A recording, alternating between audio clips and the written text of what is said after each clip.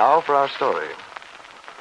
In the house at Malibu Beach, Kitt Meade had spent the morning with Mrs. Kingsley and Lisa Fenner's baby upstairs in the improvised nursery.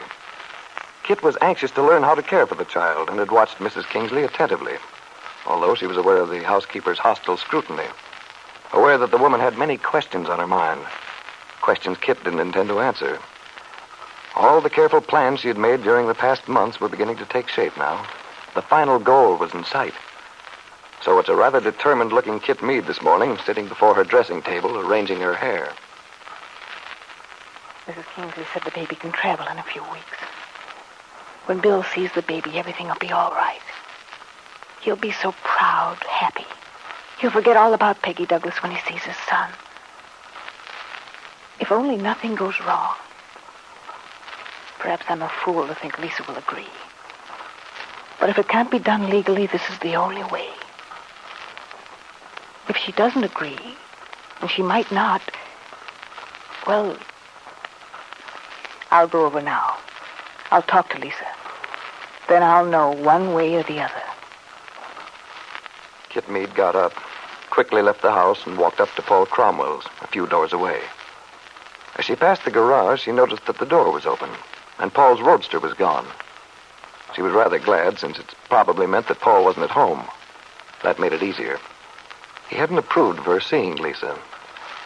She decided to go around the back way, let herself in quietly through the service entrance. But as she came in the kitchen door, Max, Paul's man, looked up from the paper he sat reading at the kitchen table. Mrs. Meade. Hello, Max. Did I startle you? Well, I hardly expected. Oh, excuse me. I'll slip on my jacket. Oh, don't worry about that, Max. Mr. Cromwell was going into Santa Monica. He left just a few minutes ago. Yes, I noticed his car was gone. It's too bad you missed him. No, it doesn't matter.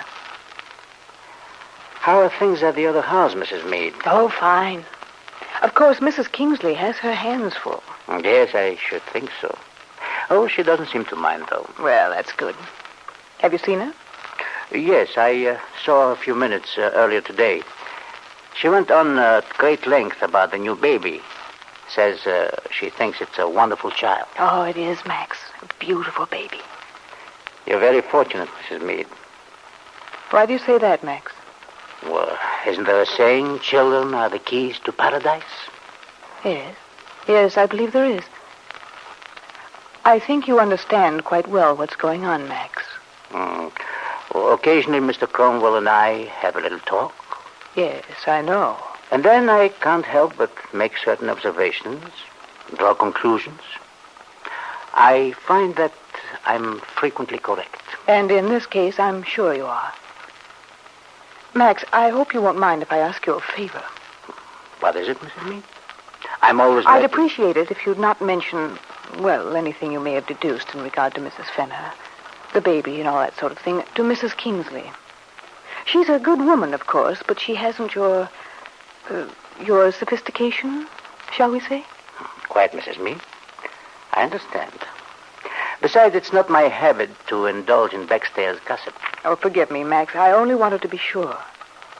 It is important that nothing be said regarding this adoption. But perhaps I'm being too optimistic in any case. I beg your pardon? Is Mrs. Fenner upstairs, Max? Why, yes, she is. Will you tell her I want to see her, please? But, yes, Mrs. Meade, of course. Excuse me.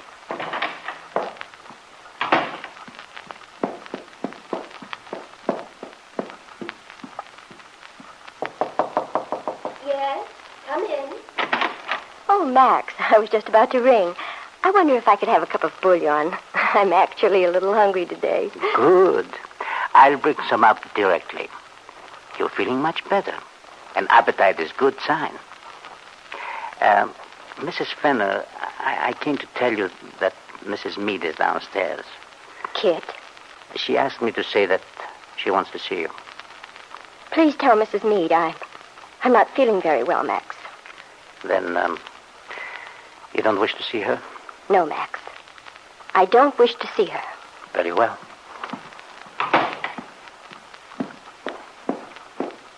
Well, Max? I'm sorry, Mrs. Meade. You mean Lisa refused to see me? She asked me to say that... Never mind, Max. I'm going up anyway. But, Mrs. Meade... It's all right, Max. Don't worry. Come in. Kitt, but Max gave me your message, Lisa. But you see, I came anyway. Please go away, Kitt. Can't you understand that? I don't want to see you. I understand it well enough, Lisa. Surely you must know how I feel when I see you. How it reminds me all the more. Oh, please go away. We have nothing more to talk about. You're wrong, Lisa. We have a lot to talk about. Otherwise, I wouldn't insist on seeing you now. But what more can there be to say? I made up my mind. I've given you my baby. I told Paul to go ahead and make all the arrangements. That's just it, Lisa. No arrangements can be made. Not at present, anyway. The fact is, I can't adopt your baby. You can't? What do you mean, Kitt? Just that. You see, there are a lot of technicalities. Unless we can think of a way around them. No. I couldn't bear going through all this again. The confusion and uncertainty. It was so hard to reach the decision.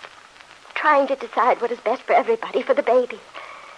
And now to go through all it again. Now, don't get yourself all upset. Start jumping to conclusions. You did make your decision, and I'm sure it was the wise one. Best for everyone. For you and Paul and the baby. And as for me, Lisa, it's been my only consolation. If it hadn't been for the accident, I would have had my own child, but... Yes, Kitt, I know. That's why... So it seems very foolish to give up now after it's meant so much suffering for all of us. Don't you think so? Yes, I suppose so. Now, here's the situation. I've looked into this thing, and apparently I can't adopt your baby without Bill's consent. As you know, that would spoil everything. All my plans about the marriage. But more than that, you can't let me have the baby without the consent of your husband, Lance. Oh, no. Lance mustn't know anything about it. Not after the way he walked out and left me. Precisely. So you see, Lisa, we're at a stalemate. There just doesn't seem to be any way out. That is, there is one way. A much simpler way, too. But it's not quite, well, it's much more informal. Yes, Kitt. I could just take the child, go back to Wakefield as I planned. Then later, a few months from now, when your divorce is final and you and Paul are on your way east, we could meet somewhere and take care of the legal side of it. Oh, I don't care, Kitt. I don't care how it's done. I just don't want any more trouble, any more pain. Of course you don't. But, Lisa, you must think about it. Be very sure. This thing is very important to me, to my marriage. I can't afford to take a chance on your having a change of heart later on. If I hadn't lost my own child, it would be different. But now, I wouldn't attempt to go back to Wakefield under any other circumstances. I know how you feel about the baby you lost, Kitt.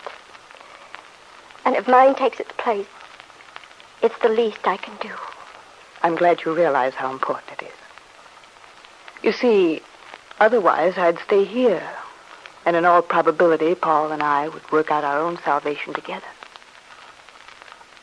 It sounds cold-blooded, Lisa, but I want to be honest with you. I'm past caring how anything sounds. I just want this all to be over. Then if you feel that way, well and good. I only want to be sure you're not going to be overwhelmed suddenly with the significance of it. Look, Kitt, what do I have to do to reassure you? You know my side of it. You know how much I've wanted the proper sort of home for my child, the sort of home I couldn't provide if I were alone. And well, Paul's mixed up in it, too. So take the child, Kitt. Do whatever you like. Make the best arrangements you can. All right, Lisa. Then that's agreed. Is that all, Kitt? Is there anything more to say? No. No, I think that covers everything. Then I wish you'd go, Kitt. I can't talk about it anymore. Yes, Lisa, I'll go now. Oh, Kitt. Yes, Lisa? You will take good care of my baby, won't you? Yes, I will.